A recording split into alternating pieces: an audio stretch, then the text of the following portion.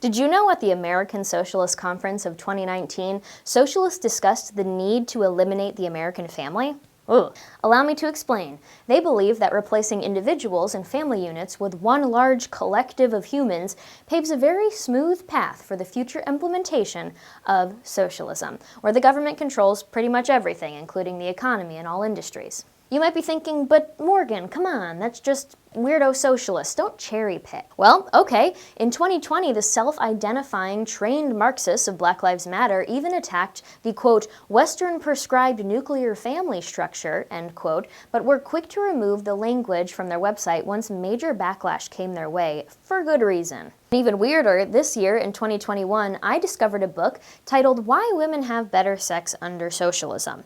And no, I promise it wasn't a dirty book, but it was a completely insane book, okay? Because it claimed under capitalism, women have to marry men for money and rely on men for financial support to survive. But under socialism, women could be empowered and free, and instead of relying on men, we could rely on daddy government to take care of us. So are you noticing a general trend in support for eliminating the family and erasing men and fathers from the equation?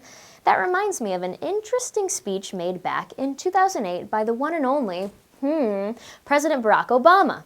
Was he on board with the leftists of 2021? Let's see what he had to say.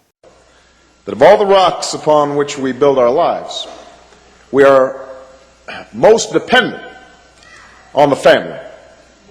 The family is that most important foundation.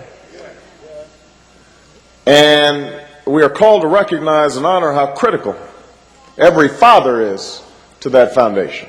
You guys, I completely agree with him. So let's go through some of the most important stats that Obama referenced later on in this speech. 1. Children who grow up without a father are 5 times more likely to live in poverty and commit crime. Number 2. Children who grow up without a father are 9 times more likely to drop out of school. 3. Children who grow up without a father are 20 times more likely to end up in prison. And 4. Those same children are also more likely to have behavioral problems, run away from home, or become pregnant as teenagers.